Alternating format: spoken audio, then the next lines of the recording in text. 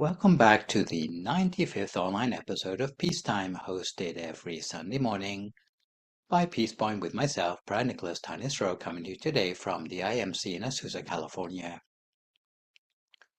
In the previous session, we looked at the Lakkhaṇa Sutta, and today we continue on our journey through an anthology of important suttas from the Buddhist scriptures by looking at a discourse called the Lakkhaṇa Sutta. I estimate today's session will run to about 60 minutes with a 30-minute break halfway through for some meditation. So I have the opportunity today, after almost 2 decades, to return to a subject which I haven't touched on since about the 27th of September 2006, at a time when I was still using an overhead projector for my talks. It's a topic quite intimately concerned with Buddhism in a way, and it comes from a Buddhist teaching which describes the appearance of the Buddha, not simply as a way to help people out who in later years might make Buddha statues, but to describe the sort of even the physical ways in which the Buddha had differences from what we normally associate with a human being in the present day. So the sutta we are studying today offers quite a complete list. Something which makes the list less than just an oddity or a strange, bizarre, fantastical, unbelievable, or just superstitious list, as many people who come across this list in the West, who weren't born in Buddhist families, didn't grow up with seeing Buddha images, often presume. Convert Buddhists see this list and say either, yeah, this is just some heritage cultural expression, or it's just some later monks who wanted to make people think that the Buddha was a god, so they made up all of these characteristics and then said it was the Buddha. In fact, it is one of the suttas that they have omitted completely from access to insight, probably out of misplaced sensitivity to Western readers. But it's interesting to go back to the earliest suttas to see what is the Buddha doing by introducing this list, and there is a fair amount of evidence that it was a list that the Buddha did speak about in reference to both his own body and the bodies of others. But it comes down to how we understand the origins of these marks, whether we consider them fantastical or betraying something that has been lost in translation. To help clarify things, the first thing which maybe I ought to point out is that when we're talking about the body of the Buddha, in fact we're talking about the Buddha on 2 different levels. The Buddha had both a physical body and an inner body of enlightenment. He was born with the former from the time when he was a prince, but only developed the latter after he had attained enlightenment. So while a subset of the 32 marks pertains to his physical body, it is only in the body of enlightenment that all 32 are seen in their entirety. So if you see historical depictions of his physical body, you'll see him wearing a robe which is colored, and he has skin which is skin-colored. This would indicate that you're looking at the physical body of the Buddha. For the physical body, you'll notice his hair is bluish-black, and there's no lotus top knot. If you see a lotus top knot, then it instantly tells you that it's not a historical Buddha anymore, but it's the inner body of the Buddha which brought him to enlightenment, because on the inside, the body of enlightenment would have the full complement of different marks of the great man. On the outside, you have only a subset of these. And the thing which gives the body this special appearance is a total of what's known as 32 marks of a great man, which in Pali are called the mahāpurisa Lakkhaṇa, which on the face of it might just be considered auspicious signs, if you want to be just symbolic about it, or signs of good fortune, or something invented by Buddhists to make the originator of their religion seem more miraculous in the eyes of competing religions. But on the contrary, these features of his physical makeup are depicted as the outcomes of previous good deeds, virtues performed in previous lives, that he had accomplished on his way to becoming the Buddha in his final lifetime. Nonetheless, they add up to a body which is extremely sturdy. Some regular people sit on their meditation mats and complain about sore knees and lack of padding. Although we consider ourselves normal, healthy human beings, our body is severely limited even for simple tasks like sitting cross-legged extendedly for meditation. By contrast, the body of the Buddha is ideal for sitting for meditation and not getting aches and pains. It is an extremely strong body. So according to our Buddhist understanding, it's us who are abnormal. In fact, a body which is not impaired would be like that of the Buddha. But the fact that we have things like our fingers not even being the same length, or the fact that we can't reach our toes, is a sign in our day and age that we are physically impaired compared with what we ought to be. There are a total of 32 signs of a great man. If anyone has all 32 of these, they're going to either reach enlightenment or become a universal monarch. So you can start ticking them off on your own body if you think that you're getting close. I should also mention that there are another 80 minor marks of a great man mentioned additionally in some of the sub-commentaries, and some of the familiar details seen on the Buddha statues, like for example the long earlobes, are not in the 32 main marks, but they come from the 80 minor signs of a great man. So for a complete picture, we would actually need to know about 112 marks of a great man, somewhat more than I have time to go into today. So we'll have to suffice ourselves with 32 major marks and a scattering of the minor marks. So as usual with our chosen sutta, we will work our way through the sequence of sources, sutta name meaning, interlocutors, place names and overview before looking at the main body of the sutta itself, and finishing up with some of the issues the sutta raises. The sutta we'll be studying in today's session comes from the 30th of the lengthy discourses of the Buddha, or Digha Nikaya. More specifically, it comes from the third volume of the Digha Nikaya, known as the Paticavakka. It is thus referred to in Western scholarship as D3142 or DN30. Today's translation manuscript I'll make use of is Maurice Walsh's Wisdom Publications edition version of the Long Discourses of the Buddha. I will mention in passing that the same content about the 32 marks of a great man is also to be found in the Brahmaya Sutta of the Majjhima Nikaya and also in the Sutta Nipata. I should also confess up front that to keep things manageable, since each of the prose paragraphs in the translation is repeated in verse, that I have skipped the verse passages and will show you just the prose. So I'll try to make full use of the visuals to tie my comments to the scripture while visualizing for you, where available, what each of the marks looks like. So what I'll do to save time is to separate the 32 marks of the Buddha into 20 groups, A through T, according to how he managed to acquire them in the first place. So the word Lakkhaṇa in the name of the sutta merely means marks or signs. The word sutta, of course, means discourse, so putting the two together, the Lakkhaṇa Sutta means the discourse on the marks of a great man. The location for the teaching was Jeta's Grove or Jetavana, Anathapindika's park near the city of Savatthi, Shravasti on the map, in Magadha Kingdom in northeastern India, modern Uttar Pradesh. This monastery was a piece of land where a very wealthy man called Anathapindika, who was the leading male supporter of Buddhism at the time, used his entire fortune to buy 32 acres of land from the previous owner, Prince Jeta, by covering it with golden coins laid edge to edge. He managed to cover most of the land with coins, but he ran out of money before he reached the gateway, so the temple is still referred to as Jeta's Grove, but it is called Anathapindika's Monastery. The photos shown are from the present day because Jetavana was rediscovered by archaeologists in the 1860s. So opening up the manuscript of paragraph 1, we see that for this sutta there is not really a backstory because the context is that the Buddha gives a teaching without it being requested and without a particular question or circumstances to trigger the teaching.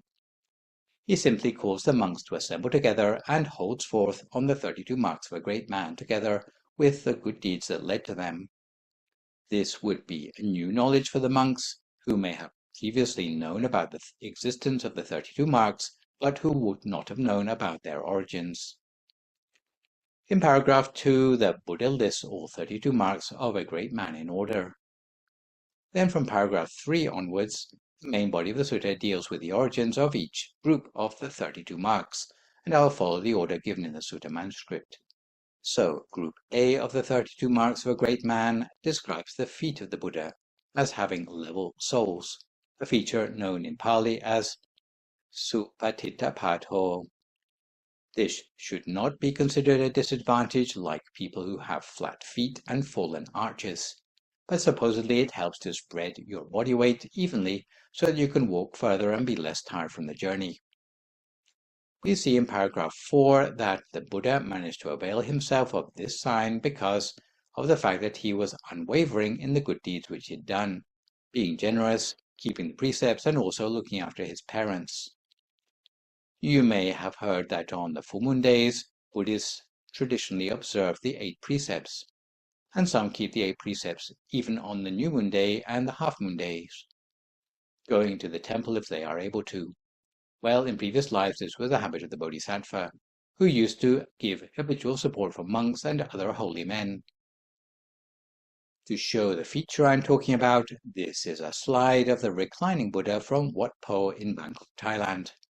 These days, that temple is better known as a training center for Thai massage. On the photo, you may also notice that the toes of the Buddha are of equal length.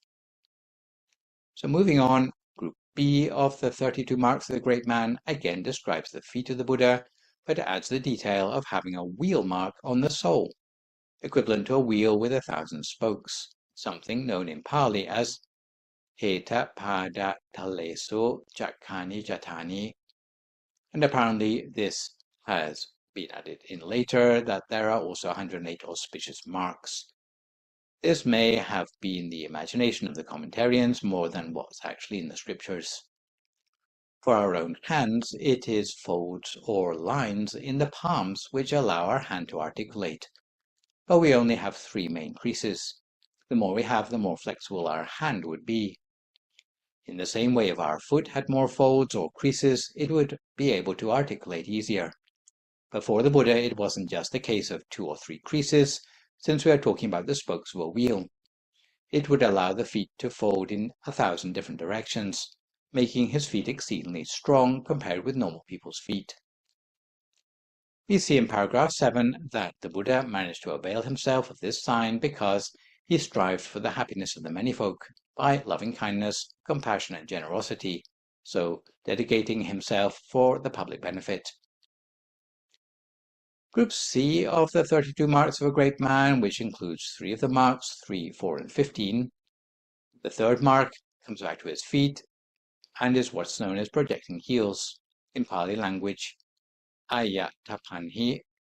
I don't think this is very clear on any of the pictures, but it may be like that of a bird. It's said that the Buddha's heels actually projected backwards slightly from the ankle. So normally people's feet extend forwards from the ankle, but for the Buddha, the heel also extends slightly backwards. So there's more leverage, as it were, allowing him to be very stable on his feet. With this, I group the 4th mark of the great man, which is having fingers and toes of equal length, or as it's known in Pali, Diganguli. Also in the same grouping is the 15th mark of the great man, which is an upright stance like a god. In Pali language, Brahmujugato, which would be very elegant. The Buddha wouldn't be hunched or slouched, but he would have a very upright stance no matter which way he turned. We see in paragraph 10 that the Buddha managed to avail himself of this set of signs because of the fact that he abstained from killing living beings in previous lifetimes. So, moving on to Group D of the marks of a great man, the 16th mark is that of having his flesh undinted in 7 places, something known in Pali as Sattho. In practice, this means the Buddha was never skinny, although we may have seen some statues of him when he was performing the self-mortification practices, or basically starving himself, where we see a very emaciated Buddha. If that had been a normal person with a regular body, they would have probably died long ago from subjecting themselves to the deprivation of various sorts. But actually, the healthy body of the Buddha would have had no bones sticking out or ribs showing through the flesh. So there would be convexities rather than hollows, specifically in 7 places, namely the upper sides of both feet, the back of the hands, and the 2 shoulders and the trunk.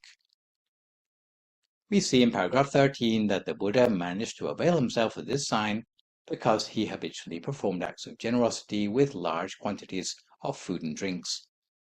So in group E of the marks of a great man, we move on to the fifth mark, which is soft-skinned hands and feet, in Pali known as Mututala Hatapato, and the sixth mark, which is the net-like lines on the palms of both hands and the soles of the feet, known in Pali as Jala Hatapata.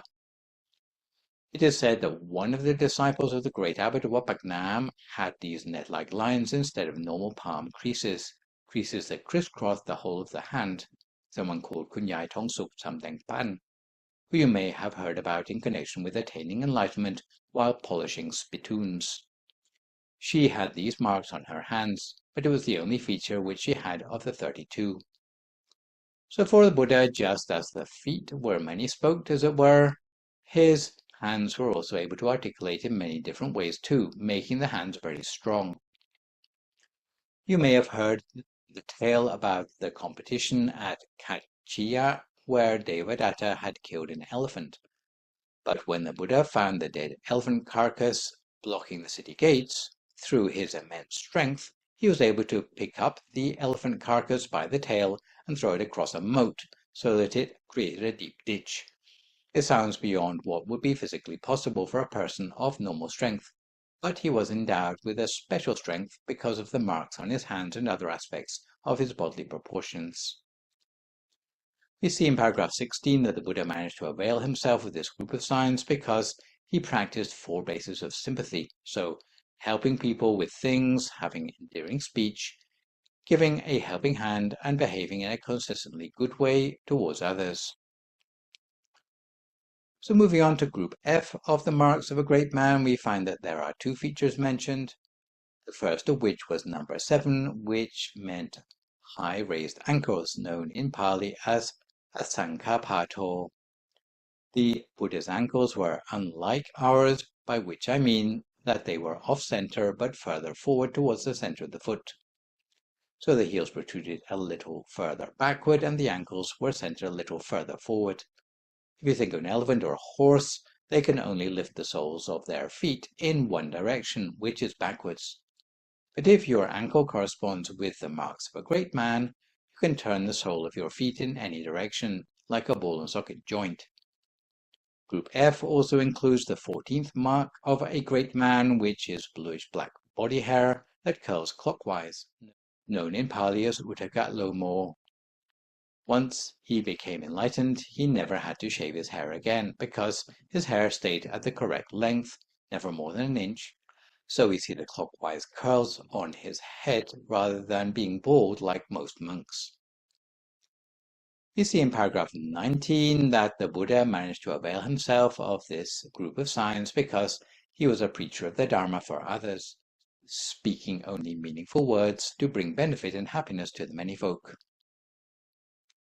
So moving on to group G of signs of the great man, which includes the 8th mark of a great man, namely having taut calf muscles like an antelope, known in Pali as Enimigasa Disa Chanko.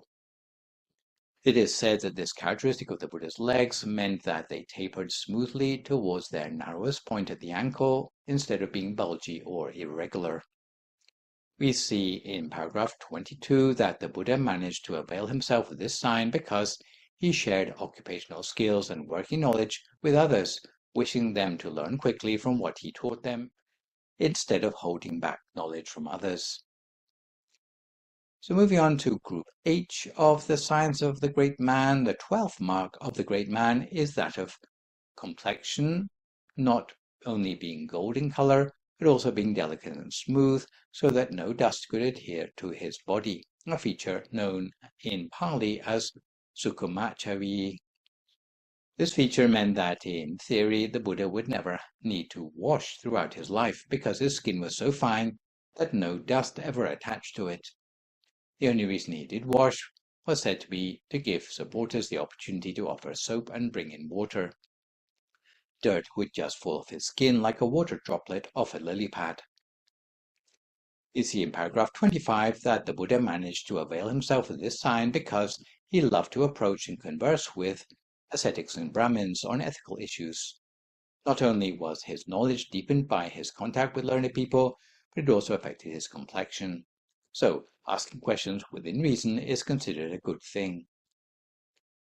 So moving on to group I of the marks of a great man, the 11th mark of a great man, namely that of a bright golden-colored complexion, known in Pali as Suvarnavano, a feature which he shared with his disciple, the Venerable Mahāgajayana. We see in paragraph 28 that the Buddha managed to avail himself of this sign because he was never provoked to anger, even in the face of ups and downs of the world, such as gains or loss, praise or blame, and also that he liked to give gifts of fine linen. So moving on to group J of the marks of a great man, the 10th mark is that his private parts were concealed by a sheath, in Pali known as Gosohita Wataguiho. We see in paragraph 31 that the Buddha managed to avail himself of this sign because when people came back after being away for a while, instead of embarrassing them about it, he welcomed them back as if they'd never been gone. And from that feeling of continued friendship, he managed to avail himself of this feature that nothing of his private parts would ever cause offense to others, even when he was naked. So having come halfway through the 32 marks of a great man, before continuing, let's take a break halfway and settle ourselves for 30 minutes of meditation, which today deals with the momentum of the giving mind. If at this time you would like to find a comfortable sitting position for yourself as you listen to my guidance.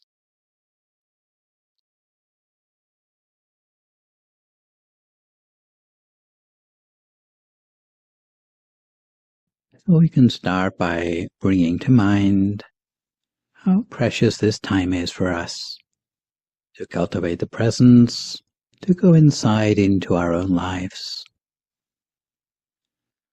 So let's take a few moments just to notice how we're feeling in body and mind. Mindful check-in, feeling any sensations, any holding, any tightness in the body, as well as feeling into our mood, feeling into our emotions, and just acknowledging whatever is being felt and letting it be. And now very gently withdrawing the awareness from the mindful check-in, and we'll shift our focus to a body scan. Feeling our way into this body, into the world of sensations, thoughts and emotions, and acknowledging whatever is being experienced. Just like a meteorologist might objectively report on the weather outside. We as mindfulness practitioners are like internal meteorologists, reporting the weather objectively on the inside. So whatever it is that we're feeling in the body, in the mind, we can just acknowledge whatever is being felt and let it be.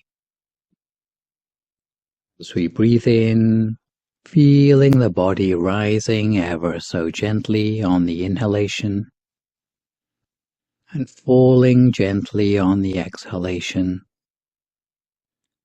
From there we start to relax all parts of our body, starting with the forehead and face, with awareness right through to the inside of the head and down through our ears, feeling sensations and letting them be.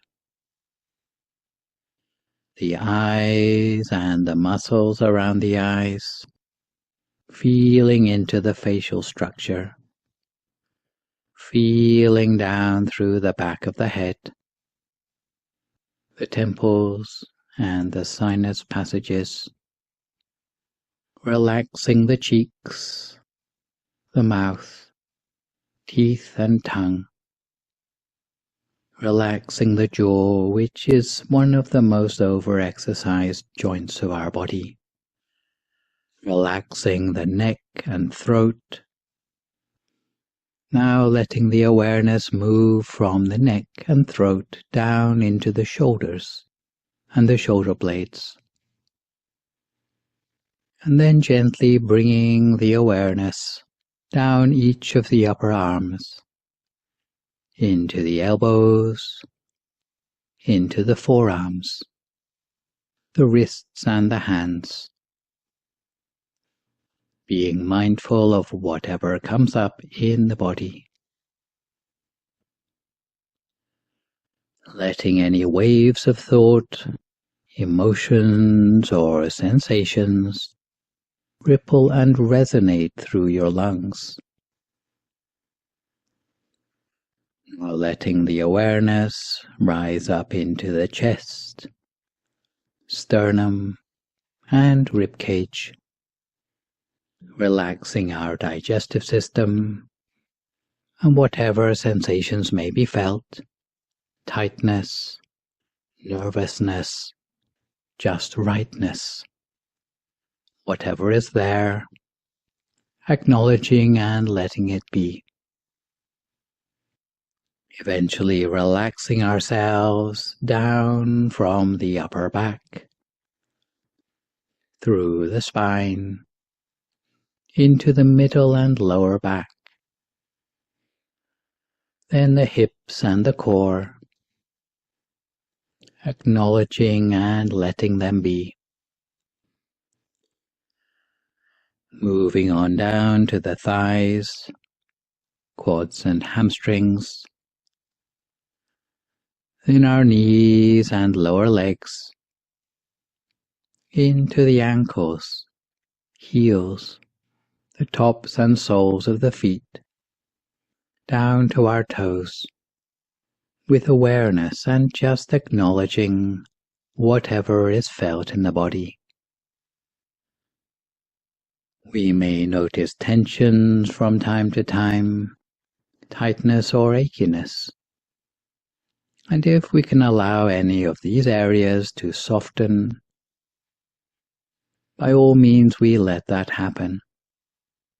It's also important to know that if we are unable to soften, our practice informs us just to let it be.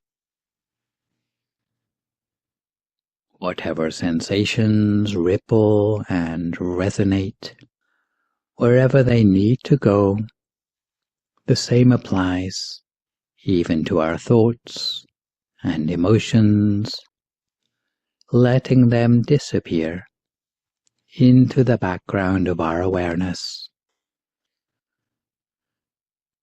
From there we can start by settling ourselves deeper, taking advantage of the refreshing air around us to reconnect with our sense of relaxation and peace on the inside. Almost as if our mind has gradually been slowing down, becoming more familiar with being inside, in the absence of all the normal distractions that we have in our life. With meditation, we are learning a new pace of living, governed by the elements, the sunrise and sunset, and by our proximity to nature. And our whole body relaxes in a way that our mind becomes more relaxed as well, as if our mind prefers to be still and serene. How we normally treat our mind in our everyday lives is just something we become so used to that we start to think it is natural to be constantly off balance and have our mind dissipated on 1,000 different things in our lives. Only when we close our eyes to meditate can we truly allow our mind to heal and rebalance itself. And only then do we start to wonder how we can ever have tolerated letting our mind become so estranged from the center of our body. So we take full advantage of this opportunity to reunite body and mind, to restore that fine balance in a way that can take us deeper, just as if we were tapping into the energy that is already there, which we have overlooked for so long. We do our best to relax our awareness, turning our attention inward, as if we have nothing to hold our attention in the outside world anymore. Drawing our senses back within ourselves, almost like a tortoise, withdrawing its head and feet back inside its shell, totally engaged with the inner world rather than the world outside. We do the same thing with all the external perceptions coming to us through our eyes, ears, nose, taste buds, and sense of touch. Engaging only with that inner sense of the mind to explore our inner world. So we continue to maintain our meditation in this way, lightly and gently, engaging with the flow at the center of ourselves as we allow our meditation to go deeper into the inner experience. We keep our attention on track at the center of ourselves, at the center of whatever inner experience we perceive at the center of ourselves. And we continue to reach with our awareness, touching at the center of that inner experience, with the same lightness as a feather floating down to touch on the surface of some water. Continuing in this way just for a few more moments in silence, until we come to the appropriate time.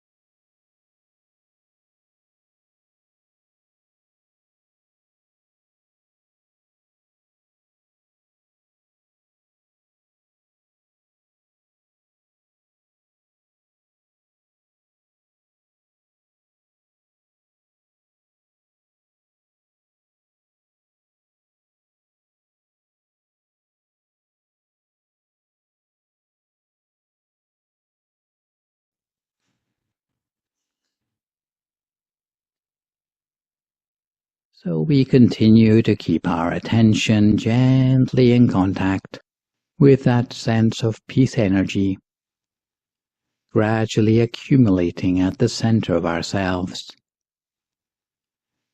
It's almost as if, even without doing anything, the energy constantly increases for as long as we're able to keep our mind on track at the center of ourselves, becoming stronger, more resilient, and less affected by the things around us, with the power almost to captivate the mind so that our mind would like to stay at the center, almost by second nature,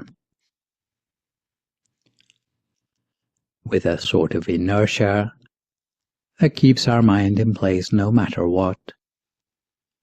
Really, our inner image or inner feeling is just a way of connecting ourselves with that energy which is already there,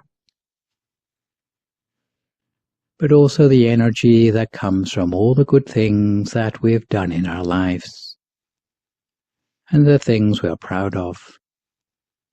The residue of all this goodness helps to reinforce that flow inside, to make it all the more stronger.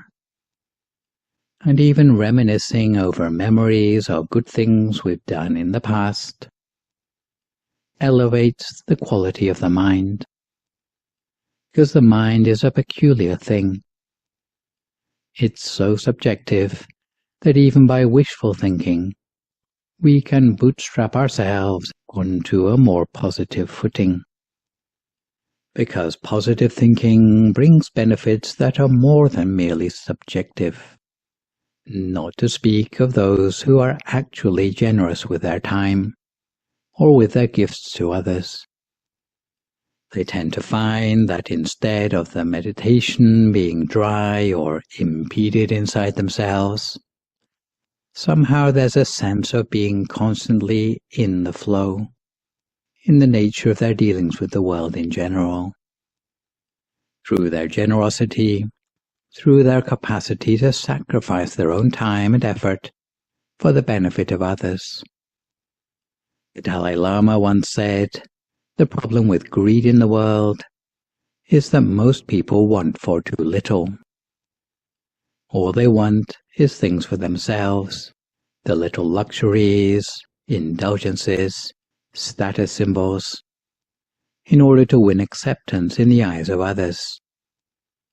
But what he said about greed is that if we were to extend it to something really worthwhile, something really ambitious, like the peace in the world, or the harmony of society at large, to overcome all the forms of suffering experienced in society, that would be something really worth being greedy about. The devotion we invest to help to make society a more peaceful place, by facilitating others to know about meditation, or to extend the know-how associated with meditation, that really can help to solve the problems in life, not just on the surface, but really at its roots. By doing so, we make a huge change for the better in the world. And the power of the emotion of being able to give without end, giving without weariness or despair, when we struggle to bring things to a better place, this power flows back into our lives, back through our center, adding momentum to our meditation, because it's as if we have overcome the resistance to goodness in the world, not just for ourselves, but also for all the other people we help as well.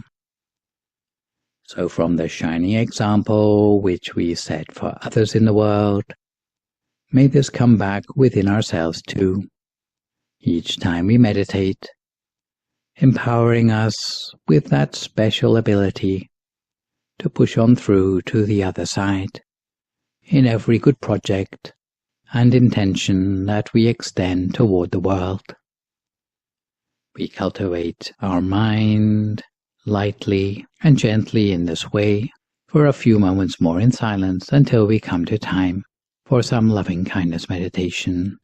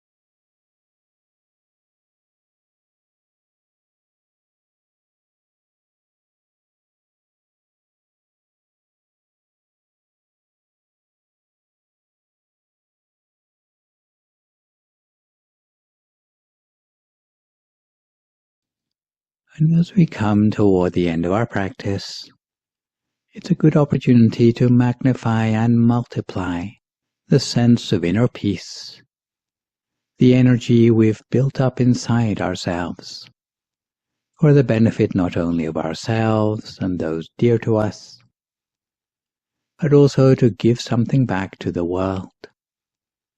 So touching our awareness lightly at the center, with the same lightness as a feather floating down so that it doesn't even break the surface of the water.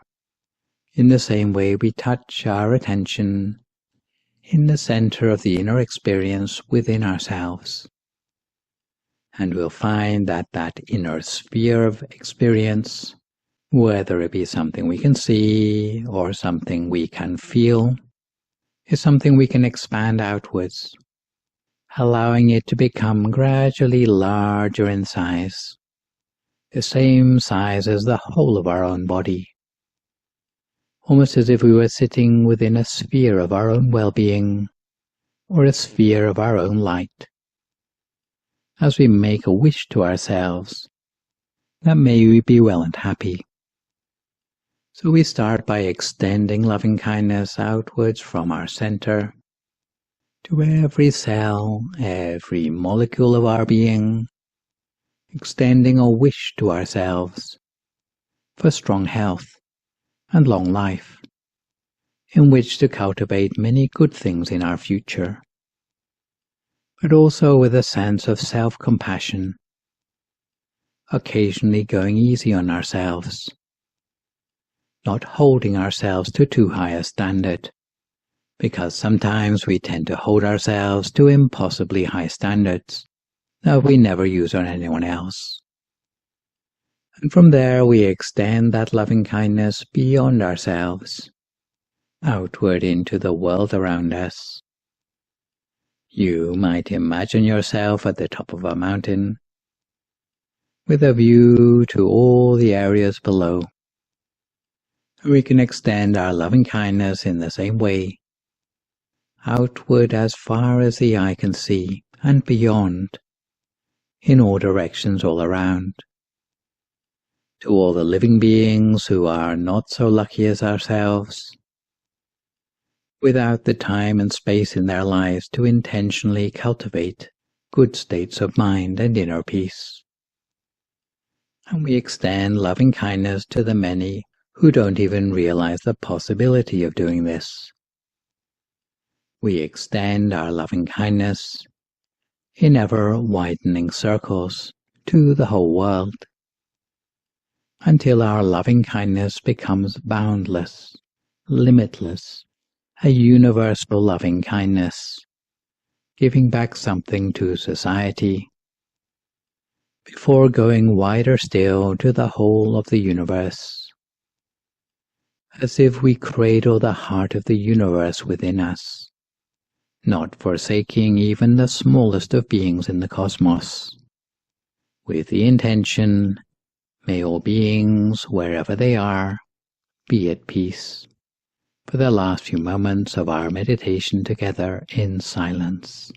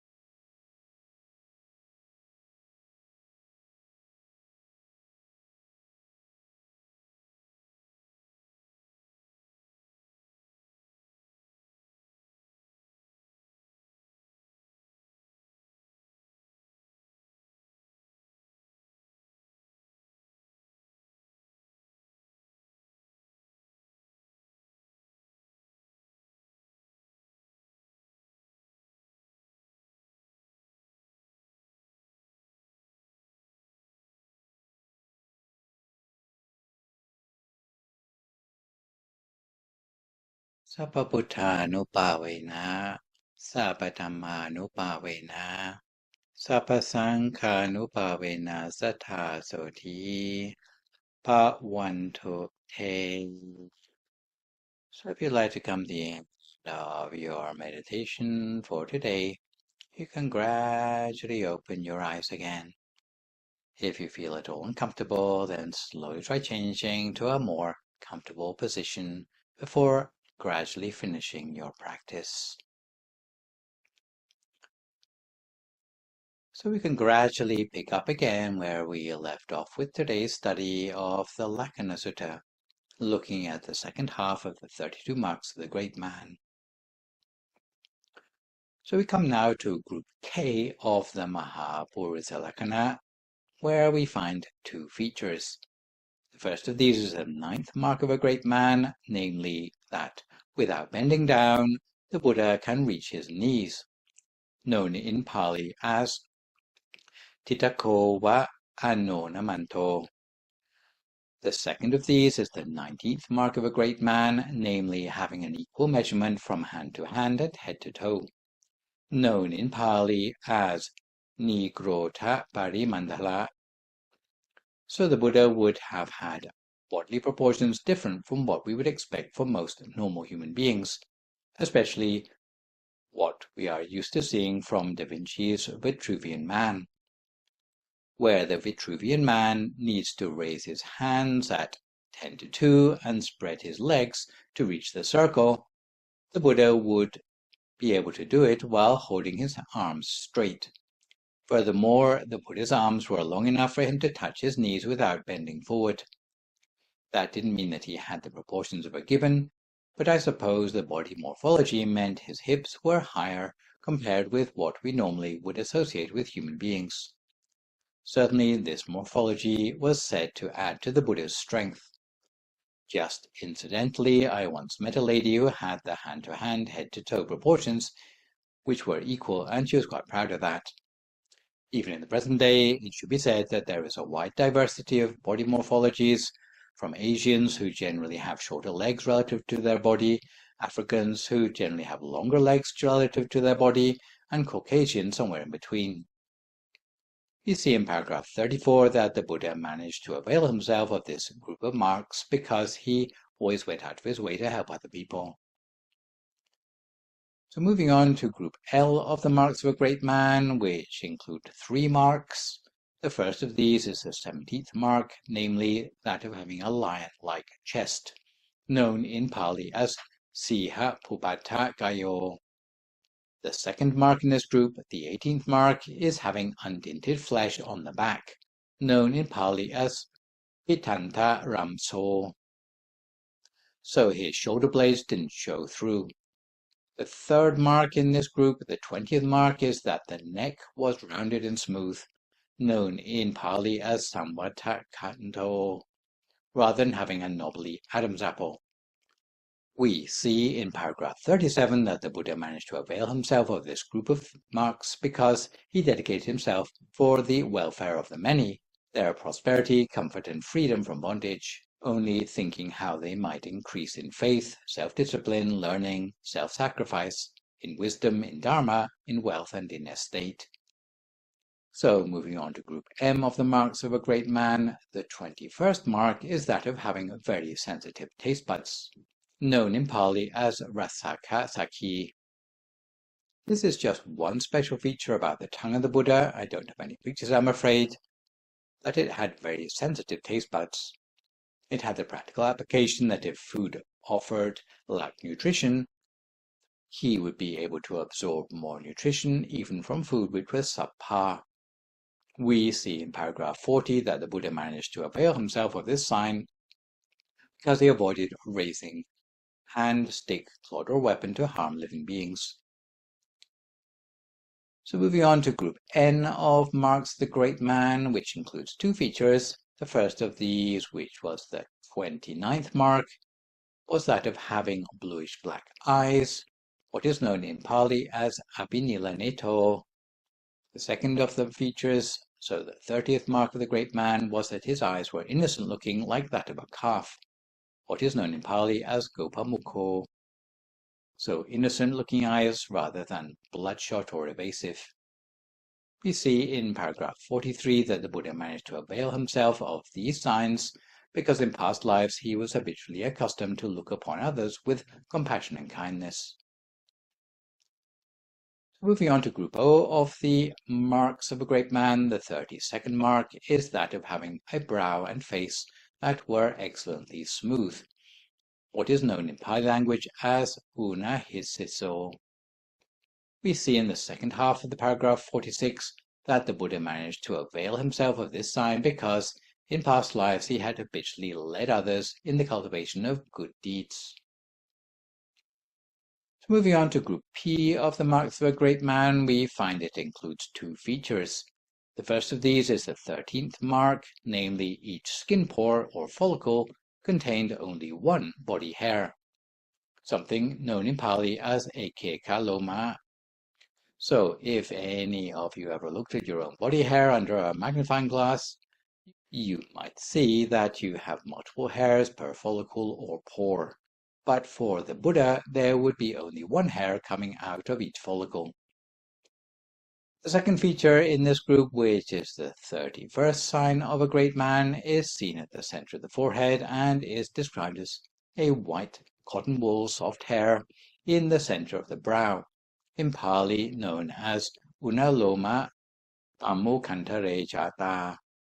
It's not just an Indian caste mark, but it was actually like a mole with a very fine silver hair curling in a clockwise direction coming from the center of his forehead.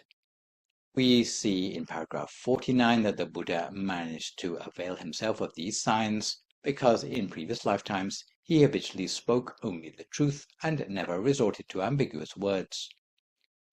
If you read the Jataka tales about the previous lives of the Buddha on his way to becoming enlightened, he made many ethical mistakes, but one thing which he never slipped up on was telling the truth, and this added up over the course of many lifetimes to give him many of the features of the 32 marks of a great man. So moving on to group Q of the marks of a great man, which includes two features.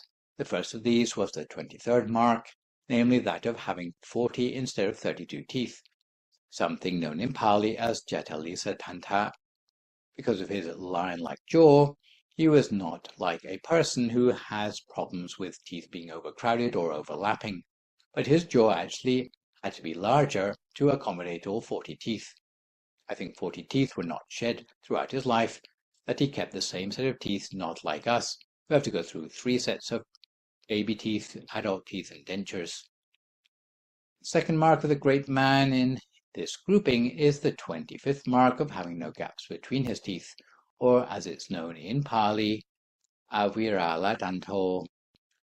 We see in paragraph 52 that the Buddha managed to avail himself of these signs because he abstained from slanderous speech, speaking only for harmony, and refraining from idle chatter. So moving on to group R of the marks of a great man, which we find included two features. The first of these was the 27th mark, namely that of having a tongue which was very large and long, something known in Pali as pajuta jiuho. In fact, his tongue was large enough that if it was spread out, it would cover the whole of his face. It was long enough that if he stuck out his tongue, it would reach to his ears. So you can imagine why his face structure was a little bit different to that of normal people, because it had to accommodate a tongue. But on the other hand, it gave him the 28th mark, which is that it made his voice godlike, what is known in Pali as brahmasaro hira vikapani. So it was a voice with very special qualities as compared with other people, and is compared to that of the celestial bird called the galawinka in Sanskrit, or garawika in Pali, bird, which is resident of the Himawanta forest. You can imagine him giving a talk to 1,000 or more monks at a time when there were no microphones available. But the Buddha was able to make himself audible to all in his audience. So this is why he was said to have a voice like that of a god. We see in paragraph 55 that the Buddha managed to avail himself of this group of marks because in past lives he had habitually abstained from harsh speech, speaking only words that were blameless, pleasing to the ear, agreeable, reaching the heart, urbane, pleasing, and attractive to the many folk. So moving on to group S of the marks of a great man, the 22nd mark is that of having a lion-like jaw. This is because, as we've already seen, he had more than the normal number of teeth and a larger than normal tongue. We see in paragraph 58 that the Buddha managed to avail himself of this sign because he rejected idle chatter, spoke at the right time, only what was correct and to the point, with evidence and reference, purposefully, and bringing benefit. So moving on to the final group of marks of a great man, group T, we find included two features. The first of these was the 24th mark of the great man, namely that of having evenly spaced teeth, something known in Pali as samatanto. The second mark of the great man in this grouping is the 26th mark of having crystal canine teeth, or sukhatanto. I don't know if you ever had the chance to see the tooth relic in Kandy, Sri Lanka. Normally the curators don't let regular visitors see it. But if it's on exhibition in other countries, you're sometimes able to see that it is the canine tooth of the Buddha that has been preserved. And you can actually see that the canine teeth of the Buddha were crystalline. This would explain why in the scriptures, although the Buddha's secretary Ananta always used to walk behind him, but he always knew the moment when the Buddha smiled about something. This was because the Buddha's canine teeth were so sparkling bright, the moment the Buddha smiled, even slightly, brightness would be apparent to all those around him. We see in paragraph 61 that the Buddha managed to avail himself of this sign because he rejected wrong livelihood and lived by right livelihood. As I mentioned at the beginning of this session, in the Abhidharma and Milanapanha commentaries, in addition to the 32 main marks of a great man, there are 80 minor marks mentioned, known as the anubyañjana, some of which are seen prominently on Buddha statues, so they are probably worth mentioning, even though they are not in the Lakkhaṇa Sutta. The first I'll mention is the way he walked, which is said to be very graceful and stately, like an elephant, a lion, a swan, or an ox. Perhaps this feature can be attributed to the fact that he was well proportioned, because it's said that when he walked, only the lower part of his body moved. The upper part of the body remained serene and unmoving. Also, the earlobes were very long. I suppose that even in the present day, you tend to find seniors, or at least those who are destined for old age, tend to have long earlobes. Also, his hair didn't turn grey, even though he was old. So some people might wonder, given the detail of the 32 marks in the Lakkhaṇa Sutta, why so many Buddhist statues in the present day deviate from the standard. This is perhaps a more important issue for Buddhist statues within our own Dhammakaya temple, because following our own lineage of meditation, it enables us to compare the marks of a great man with the inner body of enlightenment. We therefore take great pains to replicate the proportions of Buddhist statues while avoiding inaccuracy. In other places, you see Buddhist statues which have very dramatic differences, such as flames coming out of the top knot, or emaciated Buddhas, walking Buddhas, or standing Buddhas. Sometimes they do include the 32 marks of a great man, but adding in a certain degree of artistic license or imagination. The very fat and jolly Buddhas from China are in fact not originally Buddha statues at all, but they are statues of his disciple Mahāpurisa, who you remember from earlier this session I mentioned had a golden complexion, but who kept getting mistaken for the Buddha, so he used his mental powers to shapeshift into an overweight appearance very different from the Buddha. But despite his best efforts, the confusion still goes on to this day. Other Buddha statues are not intended to represent the body of enlightenment, but attempt to depict Buddha's physical body during historical events from his life. Furthermore, there's a tendency for each country to appropriate the Buddha as their own by giving Buddha statues a face similar to the people of their own country. In fact, the true face of the Buddha is probably a bit like the superimposition of all the possible faces in the world, where all the racial markers have been averaged out. You might say it's not that important if Buddhist statues deviate from the correct proportions, but if you have a familiarity with the proportions of the Buddha and you are a meditator, then it should help you to imagine the Buddha inside you more accurately, if that is your chosen object of meditation. But in fact, the only way to see the 32 marks of the great man fully are to attain the body of enlightenment inside yourself. As I said, if you're looking at the historical Buddha, it's only a subset of the total. Another question some people ask is how Brahmins at the Buddha's birth knew what marks to look for. You will remember shortly after Prince Siddhartha was born, a Brahmin called Asita, or sometimes Galadewin, came and predicted his destiny based on the special marks displayed by the baby. He recognized the marks and the destiny of the baby to go on to either Buddhahood or become a universal monarch, because, according to the sub-commentaries, that knowledge of the marks had been reintroduced to Brahmin tradition by well-meaning deities from the pure abodes, because they held knowledge that went back to the time of Kassapa Buddha, the Buddha before Gautama Buddha, who taught about these marks. The Brahmin Pandits would therefore have known about these marks, although they do not appear substantially in the Vedas. But what the Brahmins would not know about is the good deeds leading to the acquisition of the marks that is explained in the Lakkhaṇa Sutta. In the first paragraph, we see the idea of the universal monarch as opposed to an enlightened Buddha also having the 32 marks for a great man. This idea of the Chakravartin, or literally wheel-turning monarch, exists in Jainism, Hinduism, and Buddhism. In Buddhism, it refers to the secular counterpart of the Buddha who is powerful but virtuous as a ruler who has dominion which extends across the entire planet, and in some cases the 3 other human realms. As we see in the manuscript, the universal monarch is also possessed of 7 sorts of treasures which give him special powers, but that is a talk for another time. The universal monarch is the pinnacle of human achievement, who will arise during one of the unlucky world cycles that is devoid of any Buddha to arise. Lastly, some people ask about the possibility of Buddhist relics showing the marks of a great man. But from what I know, some of the famous relics of the Buddha include his crystal canine tooth, so his 26th mark, and the smooth brow bone, the 32nd mark. Generally, the meaning of relics is not the leftovers after a cremation, but a new semi-precious or precious metal or gemstone that appears in the ashes after the cremation of a particularly pure and virtuous person has taken place. However, it is possible that some bone fragments or teeth can outlast a cremation fire, especially if they are crystalline in nature anyway.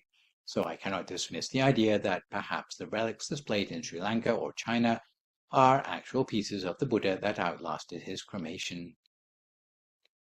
So today we've been looking at the Lakkhaṇa Sutta. For my next live session online, which will, fingers crossed, be a week on Sunday morning, we'll move on to look at Buddhist economics, which is a session about how the Buddha advocates coping with money matters. So for good measure, I'd like to remind viewers to keep the questions coming in about meditation or topics that you've learned in the lecture to the email address that you can see spelled out in the slide, and I'll do my best to answer these on my next session. In the meantime, try to avoid recklessness or complacency, maintain a positive mood, speak only positive words, forgive others, extend good wishes to others, and meditate daily.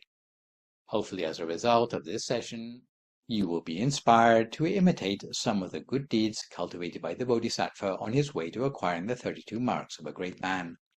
So that's all for today. Thanks for viewing. So long, folks, and stay safe.